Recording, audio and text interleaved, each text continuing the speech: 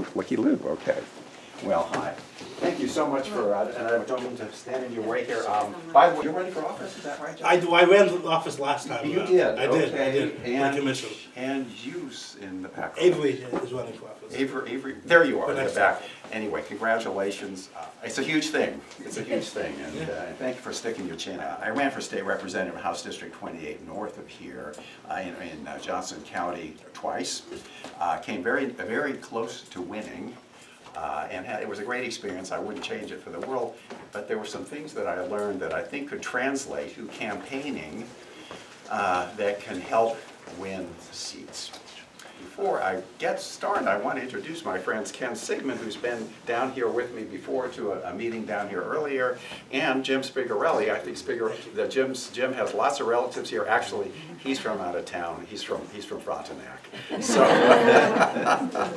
so it was really a pleasure driving down here and getting to know an inside story, a little bit of this part of the world. I used to work as a physician. I used to moonlight here at what was then Mount Carmel. I don't know even what is the latest version? Mercy. It's Mercy. Okay, good. Thank you. Well, listen. Here's the question. The question that keeps arising, because Democrats, and this came up today about school vouchers.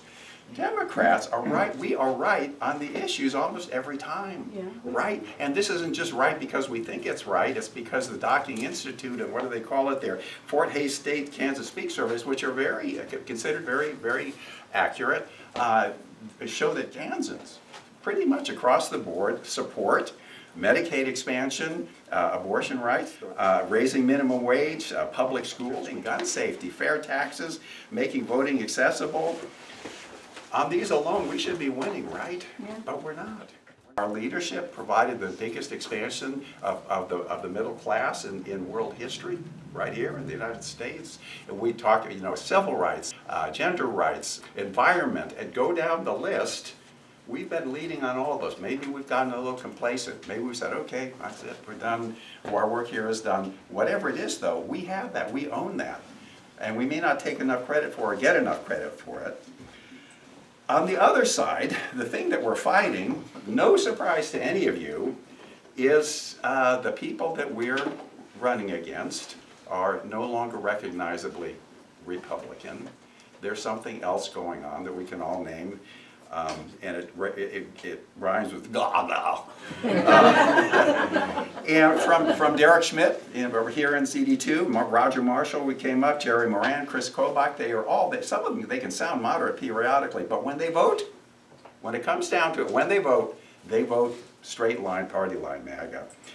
Not a single historical Kansas Republican, great Kansas Republican from the past, whatever, 50 years, would be electable today to pretty much any role as a Republican in the state of Kansas. I'm talking about Bob Dole, Alf Landon, of course his daughter Nancy, Landon Kassebaum, Dwight D. Eisenhower, William Allen White, the great sage of Emporia.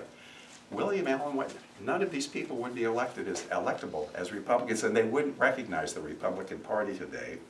So what's going on? We've maybe been focusing too much on fringe constituencies. There is more sort of country mouse, city mouse division than there should be. And some of that, I think, has been imposed from the outside. It's exaggerated from the outside. We've been very badly gerrymandered, as you know. And so in a way, Kansas isn't actually a democracy in terms of who's running the state. Here's how we know how badly gerrymandered we are. When we have a candidate that is running in state office, you can't gerrymander a state office. We win about half the time. Tells you we're about 50-50 Democratic and Republican. So you know how badly things are awry when we have supermajority MAGA in both houses. Something is wrong there. We know that there's huge dark money perverting the whole ecosystem, political ecosystem from the right. There's no surprises here. The AFP, Americans for Prosperity, right here in Wichita, the Kansas Chamber, American Enterprise, right down to Fox News and so forth. There's not a darn thing we can do about those things. There's nothing we can do. That's baked in, I'm afraid. We can't control that. And part of this is because there is a loss of a common narrative about who we are as Kansas, a common narrative about who we are as Americans. On top of that, about a third of all people who could vote actually don't vote. Either they don't register, or even about 15% of registered Democrats didn't show up to vote. And if some even small fraction of that had happened, we would have won. So something's missing. There's something missing in what we're up to here. We've got great policies, great candidates, fabulous history. Party support, I think, in Kansas has been getting stronger. Do you feel that here or not? Getting stronger. I know we're feeling it up in the Johnston County part of the world. Just party support from the state party. And I know that Pittsburgh and Frontenac have historically been Democratic, and it's time to claw that back. Here is a hint about what may be going on here. I'm going to appeal now to those of you who have door knocked. Any door knockers in here? Right, we're all door knockers, right? Or some version of that. But phone callers, all of that stuff. Here's what happens. I'm the candidate, I'm knocking on the door. Knock, knock, knock. Hello, who's there? And I don't know who it is. You know, as you know, when you're going through minivan and stuff, you don't know who's going to answer the door. Yeah. And half the houses are split houses that you don't know what the party is. Hello, who's there? Hi, I'm Ace Allen. I'm running for House District 28. I'm a Democrat, and I'm just trying to get to know the people I would be representing. That's my pitch. Blah blah blah. Go out a little bit. Huh? Democrat? Huh? Ever heard this? Huh? Democrat? Tell me, what's a Democrat? Or some version of that. What's a Democrat? And this is where things go south, because I can talk about policies as a candidate. I can talk about who I'm against, and I'm talking about not me just personally, but me as a Democratic candidate. I would have had trouble, we're getting to that, defining what is a Democrat. And I could stumble through all Democrats. They believe in justice, and they believe in that people should get a fair. And you can kind of go on, but you don't have a nice, crisp definition of who you are. And what happens then, in the absence of a nice, crisp understanding and definition that you can articulate to yourself and to other people, guess what happens? The other side defines you. The other side defines you, and they've done that. So, for example, Democrats are the party of arugula eaters. They're the party of baby killers. Here we go. Immigrants taking our jobs.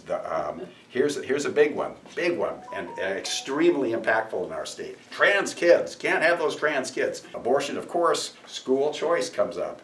And as they say, when you're explaining, this is Ronald Reagan said this, who would never be electable today as a Republican, when you're explaining, you're losing. And now you've lost your momentum, right? You have no clear, compelling identity that binds you to that person at the door. Now it's become us and them instead of two people, neighbors talking about Kansas values. So we don't have a common understanding of who we are and what we stand for, and if we can't, again, if we can't define ourselves, the other side's going to do it, and they're not our friends. Try this one for size. Kamala Harris is for they and them. Donald Trump is for you. Do you remember that? Do you remember that? It's really effective. It's bullshit.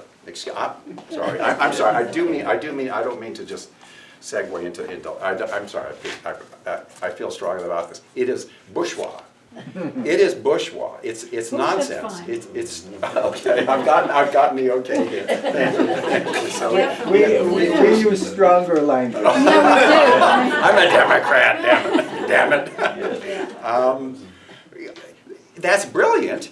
It doesn't mean anything, but it's oh my, okay, I get it. And all of a sudden you're down that rabbit hole. Here's another thing that Democrats do. I'm do a little show and tell here, and I hope you can see this from the back here. If you were to go, and I'm not picking on the Kansas Dems here, Kansas Democratic Party, because I really respect them, their leadership and stuff, but I think there's been a problem here. I'll start here at the podium. This is the splash page. The first thing, when you come up to the Democratic Party, When you come up, the very first, you're curious. You're part of that third of people or so who doesn't vote. They're curious. They say, well, why should I be a Democrat? What's the first thing that comes up?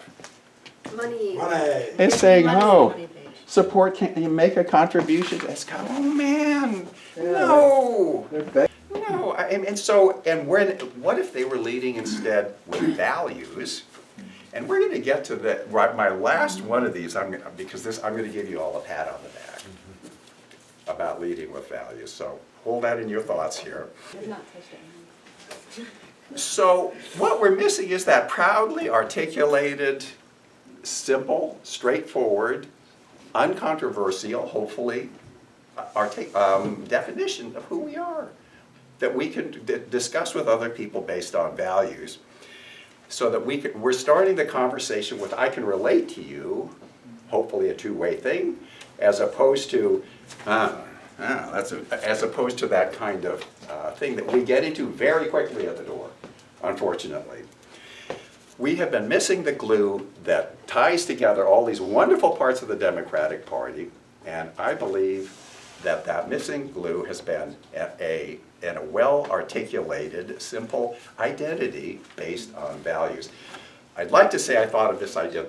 There is a brilliant guy who wrote a book. It is called Democrats 101. He wrote it about 4 years ago.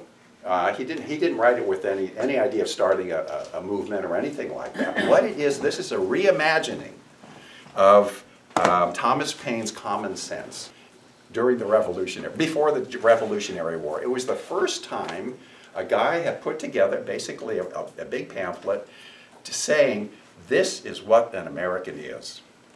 Common sense. This is what an American. Before that, hitherto, there was no Americans. They were British students, they were disaffected Brits or whatever it was, but they weren't really Americans. So this is what an American was. It's outdated now. It's parts of it are wonderful, parts not so much. What the author did is he updated that so it's kind of common sense for today. And what he does is, in this book, it's short, easy read. It's authoritative but easy to read. This isn't going to take a lot of horsepower to, you can read it late at night and all of that stuff. Is he talks about the evolution of the Democratic Party. That's who we are, and it didn't start so great. I'm going to show you a little, somewhere here, I'm going to show you where it started or where we've been. But the modern party started with FDR and worked its way up through all of the great advances that we talked about that are strictly due to were done with the opposition of Republicans right up until the current day. So I was just in South Carolina, long story, which is irrelevant here, except that I was at the State House in Columbia. There's this guy, a big statue there, this guy, Benjamin Ryan Tillman. All right? So there's the guy. There's Benjamin Ryan Tillman. Okay, remember that face. You're going to want to remember that face. He was I have it written on he was the South Carolina governor and senator from 1890 to 1918. He was a white supremacist, a demagogue. He was proud of, quote, having shot Negroes and stuffed ballots, close quote, his words, defender of lynching, a primary author of Jim Crow, and a proud Democrat. That's part of where we come from. Here's the difference. Democrats, we learned. With Johnson, remember when the Civil Rights Law amendment was passed in 1964, I believe, Johnson said, we have lost the South for Democrats. He knew, he could see it right away. We stood by our principles, we've grown, we're not looking back. The other side, I honestly think they'd vote for this, some version of this guy. I think they would today. And it makes me sick. At any rate, this book spawned a grassroots movement to reclaim our identity as Democrats, as embodying the fundamental, foundational, revolutionary American ideals of freedom for all, justice for all, and opportunity for all. as given to us through our Declaration of Independence and Bill of Rights Constitution. Now, here's the simple, right? Is there anybody who would disagree with that? Aha, here's where problems come with the other side, the for all part. The for all part, you can almost hear their brains going, who is this for all that you're talking about? So what we've done is we've generated a creed. I was not part of the creed yet, that was before my time. But I'm going to take the opportunity, and thank you for your time, I really appreciate this, to read you the creed, this democratic creed, because we believe all people are created equal, that this is America's fundamental ideal. Any disagreement? I'm honestly curious if there's any, it sounds pretty good, right? Sounds right, okay. We believe that America is a democracy, by and for the people, ruled by the Constitution and its interpretations, protected by the Bill of Rights, and inspired by the Declaration of Independence. So we believe these founding documents demand freedom, justice, and opportunity for all Americans in full and equal measure, regardless of who you are, what you believe, or where you live. That shouldn't be controversial. We believe that the duty of government is to strive endlessly to make the ideals of freedom, justice, and opportunity a reality for all. We believe that the purpose of government is to protect our nation, defend our democracy, and to endlessly promote the welfare of each and every one of us. Finally, we believe that fighting for these ideals is our purpose as a political party. That's the creed. That's the creed. Now what's happened there is it's gotten legs. It's gotten legs over the last several years. It got picked up. They started, it's Dems101.org. Now I'll put out some literature and stuff. Dems101.org started just an ad hoc website that cobbled stuff together, and it started, oh boy, the information, interested people started flowing in and adopting this creed for their organization. About 100 plus, it keeps adding to it. Democratic counties, Democratic county parties, like the one we're in today, have adopted this creed just because it makes sense, because this is a way to lead so that you're not leading with this. You're leading with something more profound and something more attractive and something, by the way, that will help us become, again, the team that people want to believe in, because we represent true America, the true American ideals. So about 100 counties, a whole bunch of those, I would say 3/4 of them are rural. All of these counties have adopted the creed, and there's more and more and more and more. Again, mostly rural, which I think is very telling. I can't get this adopted in my own county, in Johnson County, because it has its own internal politics. You'll be amazed to know that this happens. And there's the old guard and the new guard and all. In many ways, rural counties can be lighter on their feet. I think sometimes the stakes are higher and more deeply felt. And you're dealing in a different ecosystem, political ecosystem, and for some reason it really resonates. We have Allen County, Ohio. This is Hardin County, and this is, I think, in Michigan. They have put up on their window basically a just society as long as it takes. It's one of the things from Dems101. This is from Lamar County Democratic Party in Texas. They've been going gangbusters on this. In the middle of it, there's a pointer there to the Democratic Creed. Here's Sheboygan, Michigan. I don't know why I'm doing so many of these, but there it is. Sheboygan, Michigan. A just society as long as it takes. So that's what we're doing here, and what that does is there's a whole ecosystem that snaps into place as you become more and more centered on values. So that, for example, when you're making a political argument, instead of getting right down into policies or the person you're opposing, you get down to values. I wish I'd known this when I was running before, and something to think of as candidates today. I'm happy to talk with this. It'd be lovely to make that connection. Knock, knock. Let's do this again, shall we? With a new way of doing this.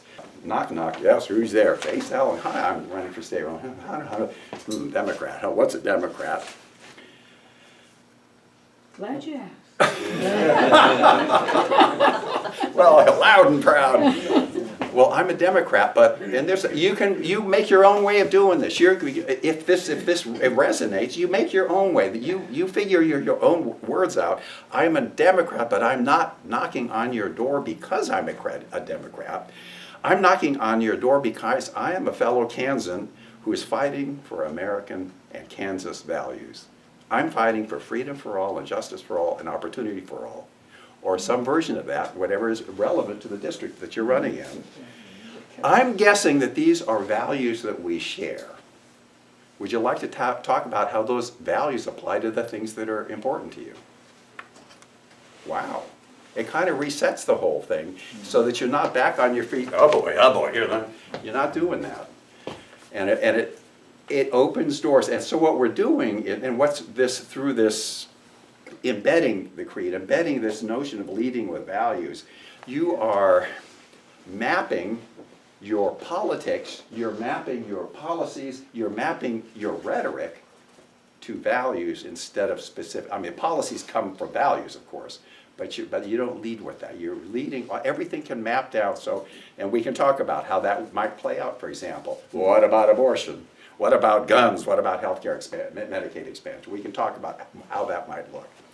So that's what I'm up to. That's Dems101. I'll put up some information here. I'd love to continue this discussion if we have time. I'm very solicitous of your time, respectful of your time, and I know that the Chiefs are playing not too long from now. And here comes the attaboy and the attagirl for Crawford County Dems. Your website. I was so pleased, so pleased. This is your website. Huh? Huh? Yeah. Was anyone responsible for that here? I want to give a... I was scared. I was like, oh no, what do I have on there? No, I think it's brilliant. So that's what I'm doing here, just to pass the word. No counties in Kansas have adopted the creed. It's not a big deal. There's a format for how to do it. It's easy. Each county, each party has its own stuff. If you want to adopt, that would be great. I would love it if Crawford County were the first county to adopt. I think that would be really cool. Yes? To give a shout out for deep canvassing. Yeah. One of the important things that we talk about in deep canvassing is identifying values with the people that we're talking to and bring out those values that we share and how we talk about issues. And so what you're saying is really, really congruent with what we do or hope to do in deep canvassing.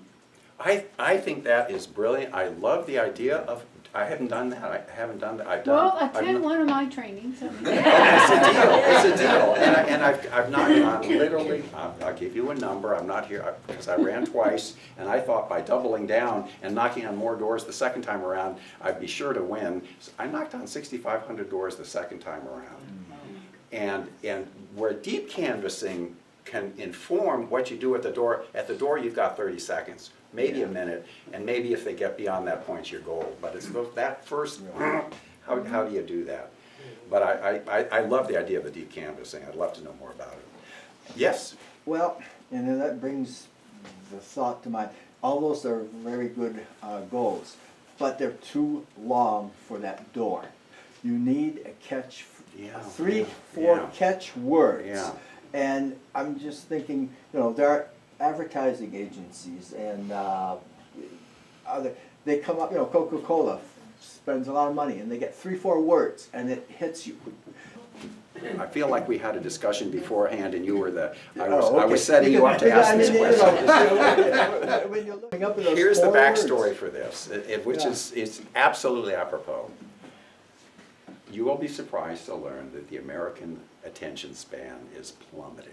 Yeah, sure. So, people aren't gonna read a book.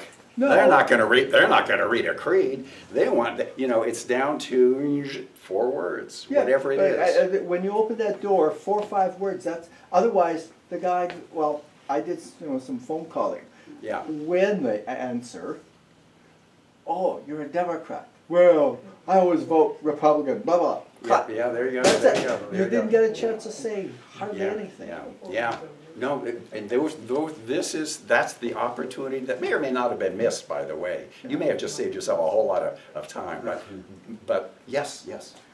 I'm not sure exactly how he said it. Musk said empathy will destroy society. We were just talking about this on the way down. And when Yeah, you said, yeah. what is a Democrat? Mhm. A few words would be, a Democrat has empathy for others. No, fair enough, and that's, and now Except what you're, that's used against you. yeah, what you're doing, yeah, that's right, you are, Pitting them. you're placing yourself in opposition. I'm not saying Because it's- I've had that kind of Yeah, discussion, and yeah. they go, well, so you support illegal people here, and they get our tax money, and we have to feed them, what are you, crazy? Yeah. And That's but what that's devolves. exactly, That's what happened. I've started that way, and this gets thrown in their face, Then and you're start going, with well, and Musk. my next question is, How many I people was like going to Musk? be, Yeah. are you a Christian? Do you know what the Bible says? Yes, yeah, But there you go. then that would start a bigger fight. Well, and that we were talking about that on the way down too. Yeah. This is, by the way, this discussion, it's so wonderful. We sound like Democrats, don't we? I mean, But it's see, like, oh yeah, well, what about? 3, 4 key words and Well, and that's our glory as Democrats, as Will Rogers said, when someone asked him, well, what organized party do you belong to? He said, well, I don't belong to an organized political party, I'm a Democrat. And that's our glory, if we can just run in harness long enough Yeah. with some kind of a shared identity that we can actually win critical elections, because crunch time is here, folks, you know that. You know that. And I think the way into that in the great state of Kansas is not in Johnson County. I think it is here. I think it is in places that have been here all, it's like Dorothy and her ruby slippers, click, click, click, go, yeah, I can, go home again, whatever Dorothy, whatever the formula was. Click, click, click, if we can get this right, we in Kansas can run in harness so we can get our governor, darn it. She needs rural, I don't know if you consider yourself rural, I don't consider this so rural, but I think many people in Johnson County think of this as rural. But we can't have this town-gown divide or whatever you want to call it. We are all in this together, brother and sister. That's why we need empathy. And you, I totally agree, but to your first point, we are actually working at an organizational level because we decided, oh my God, we're outgrowing our when you're a little kid and you outgrow your big brother's clothes, and all of us anyway, we're kind of outgrowing our website. We're upgrading it now in the process, and we're bringing in a crack marketing team to come up with, what is it, 4 words? Yeah, Or something 3. like it. 4 or 3, we'll have that discussion. because, You're That's- right, it needs a snap, it snaps, right, snap. and if it's the same 4 or 5 words that get spread around the nation, then when they think of Democrat, they think of that. Yep. And then you can, Yep. and right now they go, as you say, well, what is, they want to feed illegal immigrants. Right, of That's course, what of it course. shows, or some other stupidity, right? Right. You Because said- that's what Fox pushes. No, right? that's how, again, if we're not defining ourselves, they're going to define us, and we're going to be, let them anybody over the board. And Yeah, there's I know, 30 million people, whatever Yeah. the falsehood is. Yes. I You wanna be said freedom, respectful. justice, and opportunity. For all, yes. Well, just freedom, Yes. justice, and opportunity. Yeah, no, as I the mean, call, as sure. those- And Yeah, yes. because you're right, the No. word for all gets you into that empathy problem.